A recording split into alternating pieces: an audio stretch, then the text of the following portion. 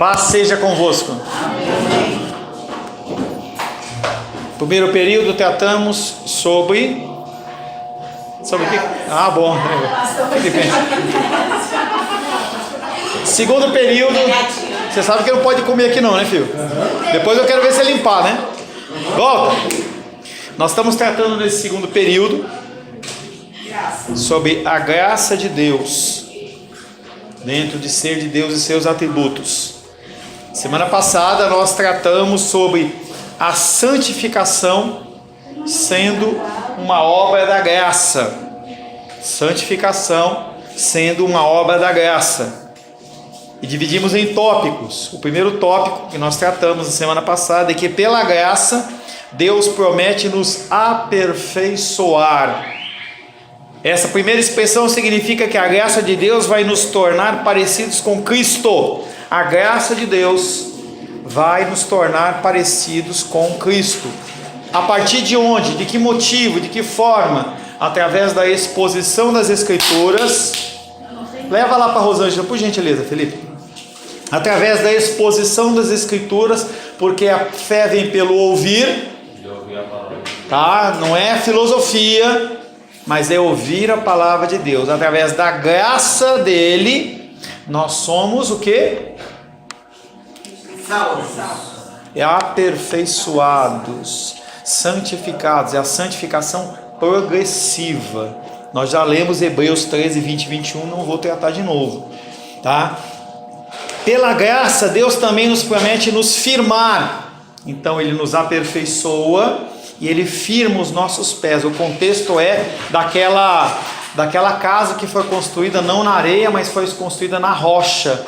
Bate o vento e ela não se abala. E dei o exemplo dos 3 porquinhos na semana passada, tá? Então tinha a casa de palha, tinha a casa de madeira, todas elas sem alicerce. E quando é a casa de pedra, de tijolo, ela é com alicerce. Por ser alicerce, ela não tomba.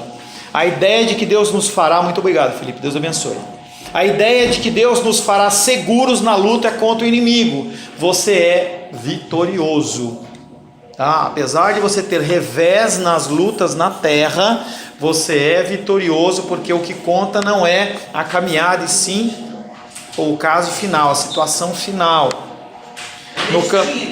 Oi? Não é a caminhada, é o destino. Não é nem destino, porque essa palavra destino, você pode colocar... É um negócio... Eu prefiro colocar como o final, o ponto final da tua vida. Eu sei que tem a ver com o que você está falando, mas é mais fácil a gente pensar no dia final. Quando tocar a trombeta, ali vai ser declarada a nossa vitória definitiva. Não, mas essa palavra não é querendo entrar nisso, não. Só... Se você não está querendo entrar nisso, o que você vai falar? É só uma pincela. Não é? Ué, mas... É só uma pincelada. Você não vai justificar, então... Não, mas isso não. Essa palavra destino de uma certa forma é o sinônimo de predestinação. De uma certa forma. Então não é a forma completa. Quando você pensa em destino, você coloca muitas variáveis. Quando você pensa em predestinação... Pode. Então a gente chega no pode. Tá, a Dilene hoje ela está inspirada nos exemplos, tá? Predestinação não depende de nada a não ser de Deus. É um termo muito específico para você colocar outro, tá? Então, no caminho da santificação, o crente andará sem medo, ou deveria, porque o amor a Deus lança fora todo medo. Andará sem medo e estará com os pés bem firmados na verdade de Deus, se conhecer a verdade de Deus. Se não conhecer, não firma o pé em nada. Aí você entra na situação do quê?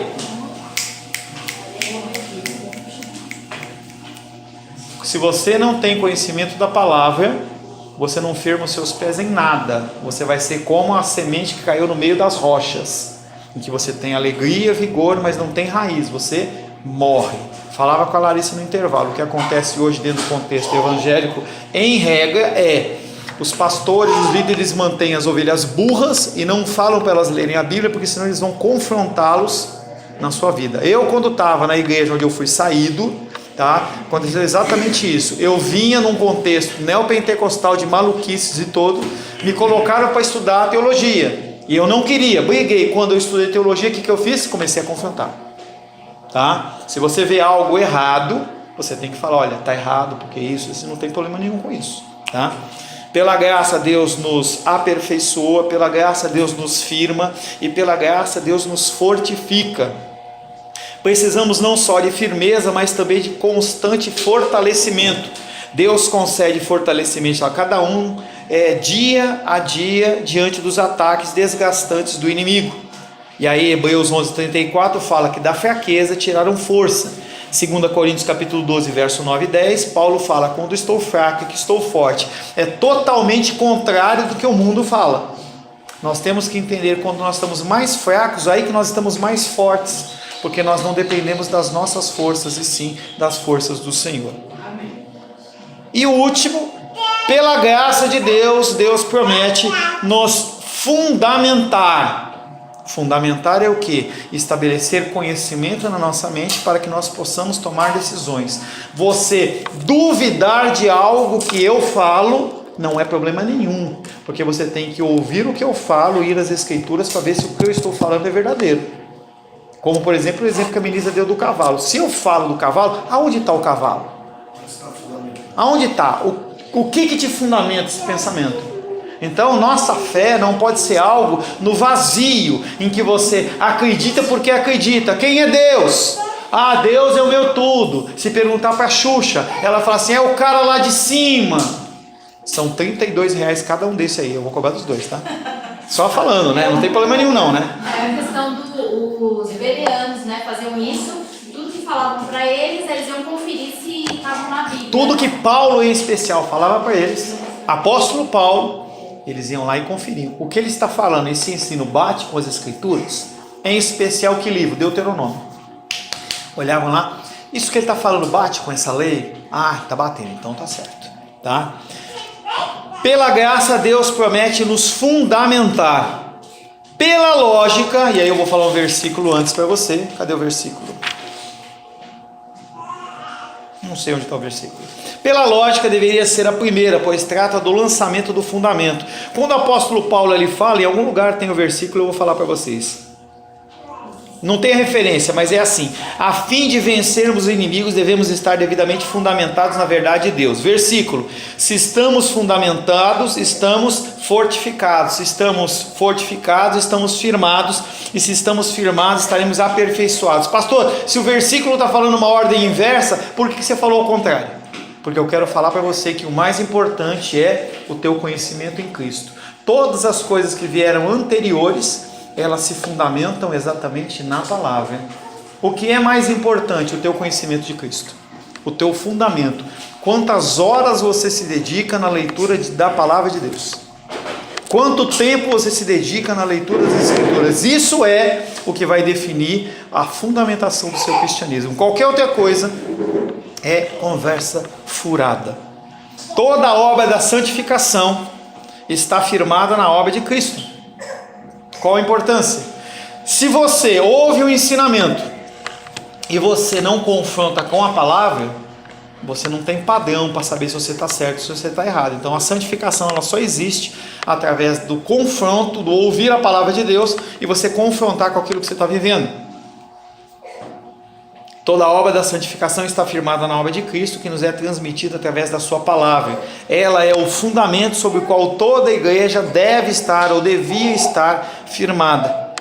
Essas palavras estão intimamente ligadas e interdependentes: aperfeiçoar, firmar, fortificar e fundamentar. A maravilha das maravilhas é que todas essas verdades são fruto da graça de Deus. Depende de Deus. Você só consegue ler a palavra de Deus, você consegue se dedicar às Escrituras se a graça de Deus for sobre a sua vida.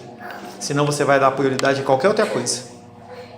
Você vai dedicar muito mais tempo a lazer, muito mais tempo a churrasco, muito mais tempo a trabalho, muito mais tempo, mesmo a família, do que a palavra de Deus. Apenas através da graça você é impulsionado a agir de uma maneira diferente. É por isso que podemos dizer que a santificação é uma obra da graça de Deus em nós.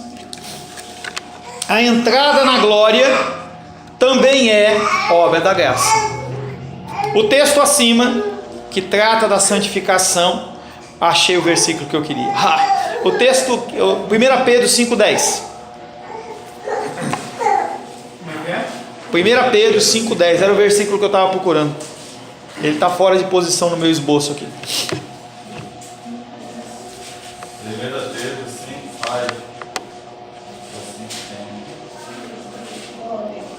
Deus de toda graça, que em Cristo nos chamou à sua eterna glória, depois de ter sofrido um pouco, Ele mesmo nos dá de aperfeiçoar, firmar, fortificar e fundamentar. Tá, e aí trata todos os elementos que nós tratamos na semana passada e o comecinho dessa, em que fala que o Deus de toda graça, Ele não é de uma pequena graça, mas é de toda graça, que em Cristo vos chamou, e aí ele fala mais uma vez sobre o chamado, sobre a predestinação e sobre a eleição. Ele nos chamou, vem. O chamado dele é um chamado que não pode dizer não, não quero. Ele vos chamou à sua eterna glória, depois de haver sofrido por um pouco. Pastor, o que Cristo sofreu foi por um pouco. O que o apóstolo Pedro está tratando é eternidade e tempo de sofrimento. Se você comparar o tempo de sofrimento de Cristo na terra, em especial da paixão, nós estamos falando em 3 dias de sofrimento, versus o que? Eternidade. Então por isso que ele fala que é sofrido por um pouco. Ele mesmo quem? Cristo. Ele mesmo quem? Deus. Ele vos há de aperfeiçoar. Quem aperfeiçoa você? É Deus, porque é graça dele. Ele firma os seus pés, porque é graça dele. Ele fortifica você, porque é graça dele. E ele fundamenta você, porque é graça dele. Se você é uma pessoa que tem a graça de Deus na sua vida, as escrituras são faladas e você entende e aplica na sua vida. Se você não tem a graça de Deus na sua vida, você entende, você pode formular uma teologia linda e maravilhosa, você pode ser uma pessoa que vai em todos os cultos, você é uma pessoa responsável, respeitada, mas Deus vai olhar para você no dia do juízo e falar assim: não te conheço, porque você não tem a graça dele sobre a sua vida. A expressão chamou a sua eterna glória pode significar tanto chamou a fim de promover eternamente a glória de Deus, é uma possibilidade. Ele chama-nos para sermos o que? Dispenseiros da palavra dele, para proclamar a palavra, ou participar da eterna glória de Deus. São 2 elementos que se completam. Você pode pensar em um, pensar em outro, ou pensar nos 2. Deus, ele chama você para a eterna glória dele, para você se trabalhar na obra, e também para você fazer parte desta glória dele na eternidade. A glória de Deus é a bem-aventurança celestial, da qual todos os crentes participarão. Não há diferença. Essa glória de Deus, ela vai ser manifestada de uma maneira uniforme, igualitária para todos os homens. Não tem nada a ver com galardão, está falando da manifestação da glória de Deus. Essa glória está vinculada à sua santidade, santidade de Deus, um atributo que qualifica todos os outros atributos. Ser participante da sua glória é ser participante da sua santidade. Por isso que você é santo. Você é santo, porque você participa da santidade, você é santificado através do sacrifício dele. Então, a partir do sacrifício dele, você é declarado santo. Não tem ninguém, nem em cima, nem fora, nem embaixo da terra, que pode dizer você não é, porque se Deus morreu por você, ele diz você é, e acabou o ponto final. Deus já começou essa obra em nós. Ele começou a partir do momento em que você teve o seu espírito regenerado. Antes de você ter o seu espírito regenerado, você podia até ouvir a palavra de Deus, mas você não entendia nada. Você podia até estabelecer conceitos e normas na sua vida, mas você não entendia nada. Quando você tem o seu espírito regenerado, porque antes você estava morto, você começa a ouvir e entender. Aquela língua que você não entendia que era a língua do cristianismo, você começa a entender. E é tão bom porque você perde um peso, um jugo, aquele peso que você tem que correr atrás da salvação. Será que hoje, se eu comer um pedaço de pizza a mais, eu vou para o inferno se eu morrer? Como é que fica? É um desespero, porque você nunca tem tranquilidade. O cristianismo reformado, ele traz paz ao nosso coração, porque a gente sabe que nós temos a nossa responsabilidade, mas depende dele. Deus já começou essa obra em nós, mas vai completá-la somente no dia de Cristo Jesus. Então até o dia do toque da trombeta você vai continuar pecador. Não tem como você achar que você vai ser santo. Santo no sentido de plenamente concretizada a obra. Quando ele tocar a trombeta, ele mais uma vez ele vai transformar o que é sujo em você, e aí ele vai transformar completamente a sua sujeira em limpeza, e você vai ser mais semelhante, não igual, a Jesus Cristo. Pastor, mas essa responsabilidade que você acabou de falar é a responsabilidade de o cumprimento da Bíblia. A gente De buscar pela cumprir, graça. buscar cumprir. Sempre você buscar. Então é uma coisa que eu estava falando com a Larissa. A minha função como pastor não é falar, faça isso, senão você vai para o inferno. E sim, o conceito é esse. Você vai nas escrituras e identifica. Tá certo, então beleza. Você pode decidir fazer ou não fazer. Entendendo que isso tem uma limitação nessa liberdade sua. Não pode chegar ao ponto de que você tome uma decisão tal que faça com que você perca a tua salvação, porque é uma coisa que não pode ser perdida. Então você tem uma certa liberdade assistida por Deus dentro dessa condição, em que você vai fazer a vontade dele em algum momento. Só que esta rebeldia nossa vai fazer com que nós soframos. O ideal é que você trabalhe na linha de Deus, o que ele manda você faz. O que acontece é que a gente tem as nossas opiniões, os nossos conhecimentos, os nossos pressupostos, e nós lutamos contra isso. Quando você luta contra uma ordenança de Deus, você vai incorrer no erro, você vai pecar e você vai sofrer. Então a responsabilidade é da Menízia. Então eu chego e falo algumas coisas, falo, por exemplo, falei do dízimo, ou falo da leitura das escrituras, você tem que ler. Então as pessoas do discipulado, eu forço para a pessoa ler, a pessoa tem que ler. Não quero ler, paciência, é com você. A responsabilidade é sua, não é minha. A minha responsabilidade é de falar, mas a responsabilidade de cumprir é você, tá? Tem até uma historinha no final que falando, uma senhora estava procurando o óculos dela, aí ela procurando em todo lugar, aí quando ela abriu a Bíblia, estava dentro da Bíblia. Essa é uma piadinha, né? Vamos lá. Nesse dia, se isso fosse verdade, muitas pessoas estariam sem enxergar, porque a maioria só abre a Bíblia no dia de domingo. Nesse dia do toque da trombeta, do dia do juízo, o dia D, o final dos tempos, nesse dia, quando a redenção for finalizada, seremos participantes integralmente da sua eterna glória. Todavia, nunca se deve esquecer de que o chamamento para participar da eterna glória é uma manifestação da graça de Deus. É Ele que te chama. Se Ele não te chamar, você não tem como ouvir, você não consegue entender. Então, todo o contexto que eu vou falar rapidamente, todo o contexto da Ordo Salutis, que é a ordem da salvação, que algumas pessoas eu já expliquei isso, que é todo o contexto desde a época da eleição, antes da fundação do mundo, até o toque da trombeta, que é o fim dos tempos. Isso aí é comissionado pela graça de Deus. Ninguém é firme, ninguém se santifica, ninguém é salvo, ninguém persevera se não for pela graça de Deus. E ninguém participa na glória dele se não for pela graça dele. Não é algo que você paga. E é um conceito que eu estava trabalhando ontem com a Larissa e com o Gabriel. Você entenda que você não faz a coisa para você conseguir. Que nem o Sebastião, ore por ele, ele vai fazer uma prova agora de mestrado, vai fazer um curso de mestrado dentro da área dele, tá? Ele vai fazer essa prova, se ele for capaz, se ele for bem capacitado, ele passa, senão ele não passa. Não é o contexto da graça. A graça é algo que faz com que você haja como cristão, porque você já é salvo, e não para ser salvo. Ele vai fazer uma prova para que ele possa cursar um curso de mestrado. Então, a ação dele é uma causa para uma consequência. É um fim, é um meio para um fim. A sua vida cristã não é para que você seja salvo, e sim porque você já é salvo, tá? Deus já começou, não, já falei isso.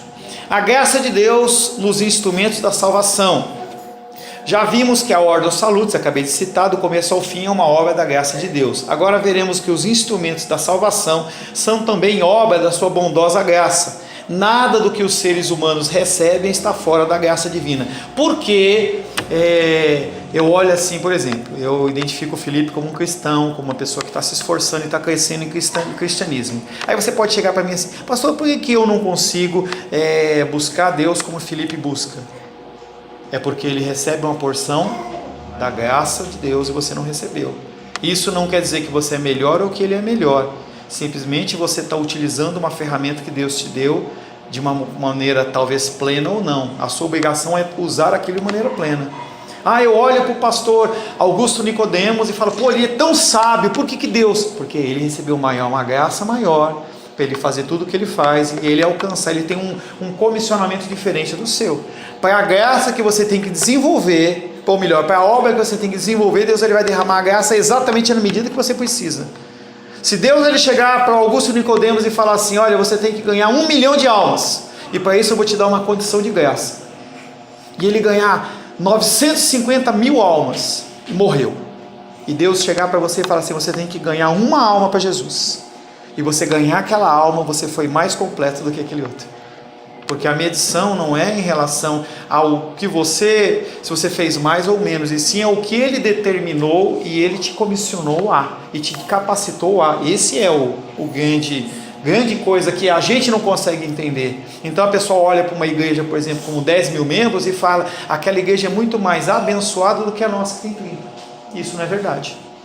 Porque se Deus ele conceder a graça da gente ter uma igreja maior com 1.000, 2.000, 3.000, sei lá quantas mil pessoas, ou reduzir para 10 e nós cumprirmos o papel que Deus nos comissionou, a gente vai ser encontrado como servo bom e fiel. Parábola dos talentos. Aquele recebeu 1, ele tinha que ganhar apenas 1 talento a mais e não fez. Aquele que tinha 3, ele ganhou 3, 5, e aquele 1 não fez. Jesus Cristo ele vai lá, ele não vai falar por que você tinha 5 e você não fez 6, não, ele fala por que você tinha 1 e você não fez nada. Fale, Melissa. Mas será que a graça não é a mesma medida para todos, só que é diferente, a multiforme graça de Deus é a mesma medida, mas é diferente como Deus trata com cada um, a multiforme. O que é multiforme graça de Deus, Melissa? Variada. É variada, e aí nós estamos, mas é a mesma quantidade. Mas é variada no grau de abrangência, não na medida. Quando você fala em multiforme graça de Deus, é a multiforme abrangência da graça de Deus. Nós temos falado muitas ações dentro da santificação, dentro da regeneração, dentro da eleição, dentro da santificação, da fortalecimento. Nós temos falado muitos contextos da multiforme graça de Deus. E aí multiforme quer falar de grau de abrangência, não de quantidade.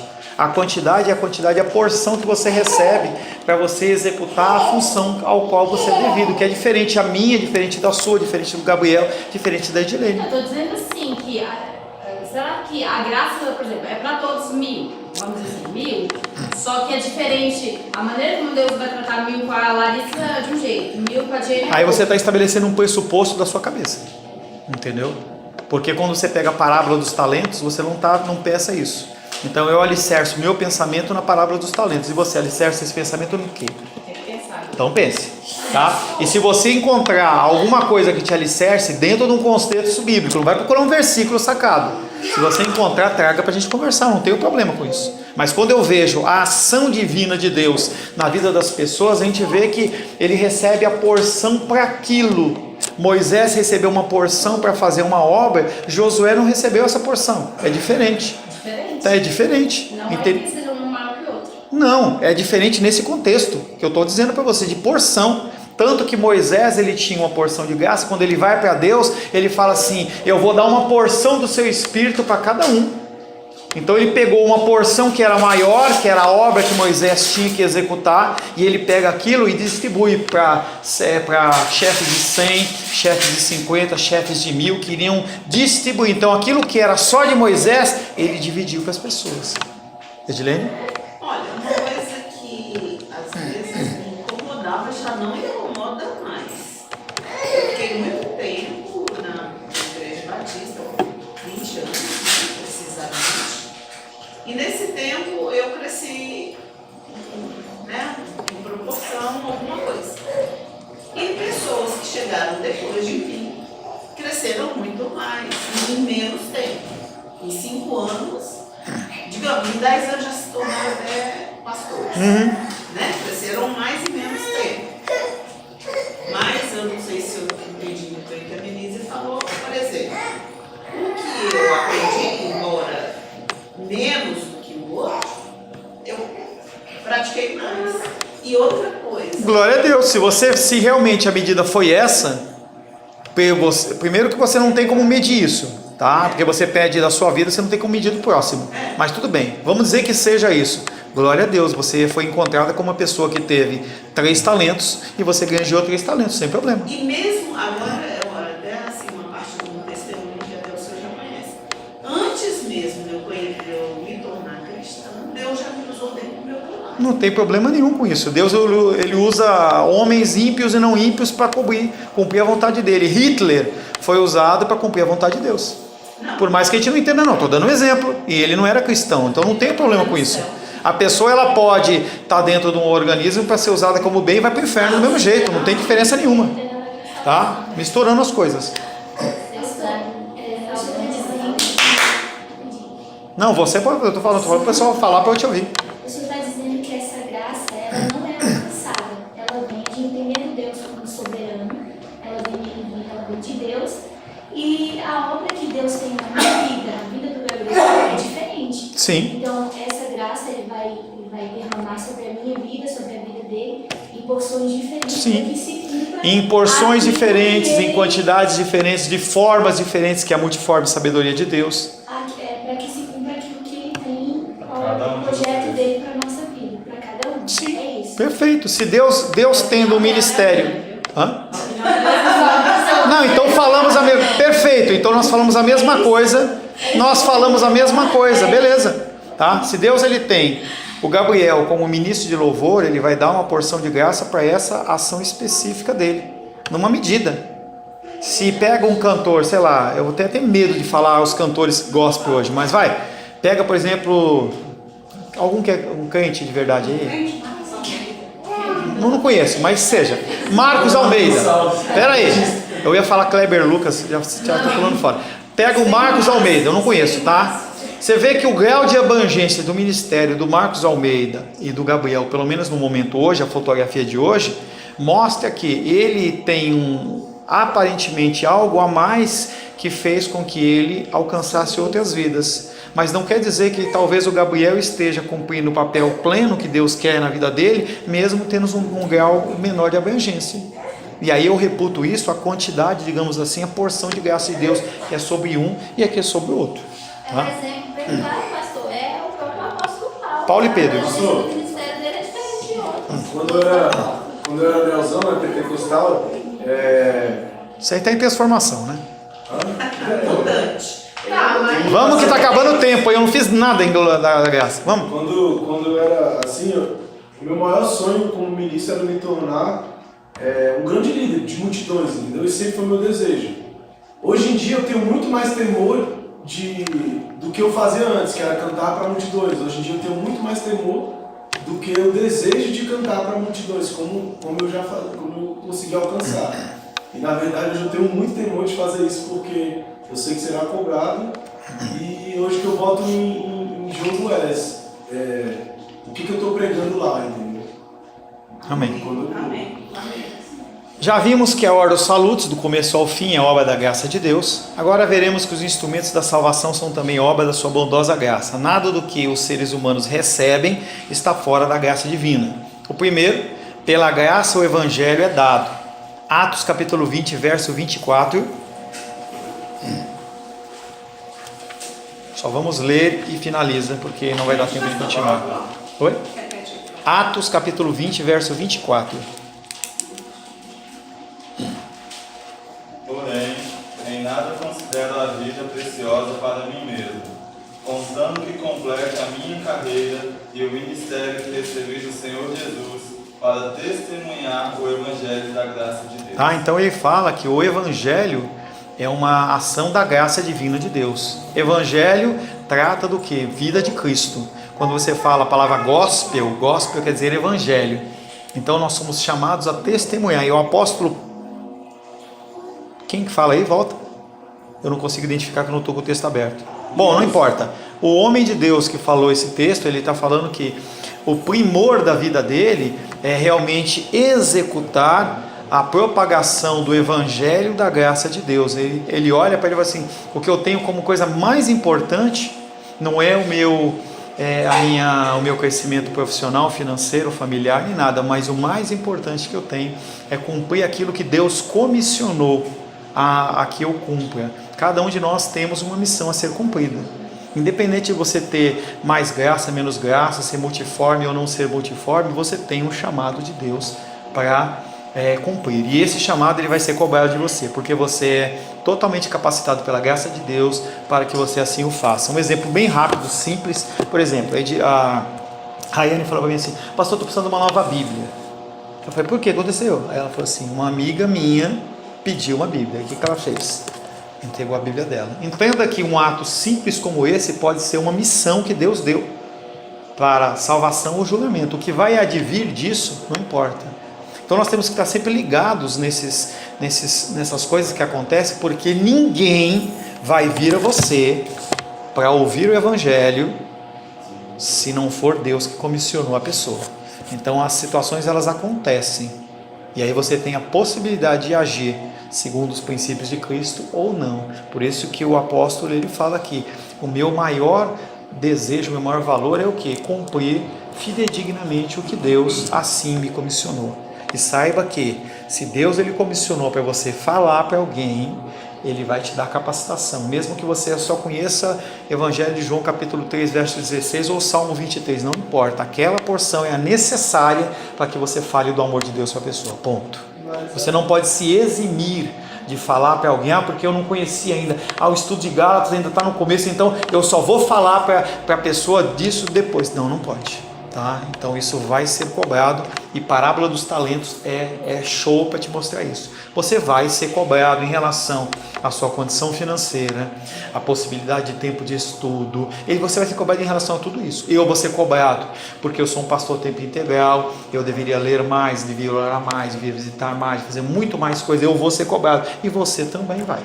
Cada um vai ser cobrado na sua medida, e Deus ele vai fazer esse juízo de uma maneira perfeita, tanto para aquele, como é que é o nome do cantor? Marcos Almeida, como para o Gabriel. Os dois eles vão ser cobrados na medida correta de cada um. E aí esse princípio você leva para o evangelismo, você leva esse princípio para a pessoa que está lá na Amazônia e nunca ouviu o Evangelho, ou para a pessoa que só ouviu Jesus Cristo através de um vídeo, de um filme. Qualquer coisa vai ser medido naquela medida. Pastor, porque até a volta de Jesus, até quando ele voltar, tem muita, né, quando Jesus fizer esse julgamento, tem muitas pessoas que vão, já, né, igual as pessoas da Bíblia, até Jesus voltar, que trabalharam a vida toda em algo que Deus não vocacionou, né? Vão ter os que realmente cumpriram a missão que Deus escolheu para aquela pessoa, mas vai ter pessoas que trabalharam a vida inteira num lugar que não era onde Deus queria. Onde está esse embasamento bíblico? A gente vê, pastor. Não é Bíblia, não é onde a gente vê. Tem texto bíblico. Texto bíblico. Jesus Cristo fala. Mas tem que ter. É isso que eu estou falando. Você tem que ler as escrituras para você embasar esse pensamento, que o que você está falando está certo. Quando ele fala afastar-vos de mim, porque não os conheço. Exatamente. Perfeito. Exatamente. Então é o embasamento bíblico. Você tem que falar. É muito mais importante você citar o versículo bíblico do que você falar o que você falou. Porque o versículo bíblico ele vai gerar transformação na vida da pessoa. O que você fala não vai lá. Pastor, para finalizar meu raciocínio, aquela hora que eu falando que eu nem fui branco, aí se eu introduzir, eu lembrei. Como disse, Mal de branco. pouca atenção. Vamos. Quando a pessoa é pior, pastor. Aí acaba a próxima aula. Não, mas é sério.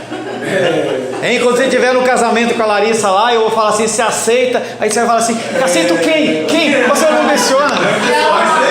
Gente, deixa o Gabriel Sim, mas sim. E aí, vai falar? Não? Vou falar. Hoje, pastor, eu entendo que fazer aquilo que Deus me condicionou não é a quantidade, não é o muito. Porque antes eu, no neopentecostalismo, eu achava que era isso. E hoje eu tenho entendimento que não é a quantidade, não é o muito. Hoje eu entendo que eu tenho que cumprir o desígnio que o Senhor me deu. Um exemplo clássico disso foi um vídeo que o Senhor passou lá de ministérios fracassados. Hoje as pessoas me perguntam na minha antiga igreja: ei, como é que tá lá? Tu tá liderando o louvor da igreja que tu tá? Eu falei: não. Aí eles me perguntam por quê? Eu falei: cara, eu não tô preparado ainda. E tipo, todo mundo fica chocado, porque você me viu desde criança lá na frente cantando. E hoje eu entendo, não tenho vaidade alguma, eu entendo que ainda não é o momento de eu estar ministrando. E eu sei que no momento que o Senhor me capacitar completamente, eu assumir a minha responsabilidade, como o Senhor falou, eu vou cumprir o desígnio. E cuidado que o Felipe tá no vácuo, hein, cara? Ele tá lá, entendeu? Se vacilar, ele passa na sua frente.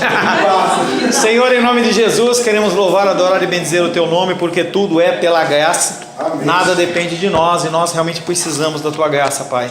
Nos dá o entendimento correto, Pai. Tira as nossas dúvidas que existem talvez na dificuldade do falar, formas, meios, que nós possamos, Pai, ter o Senhor como única regra de fé e prática, que nós possamos nos adequar ao teu querer e à tua vontade, Pai, em nome de Jesus. Amém. Glórias a Deus.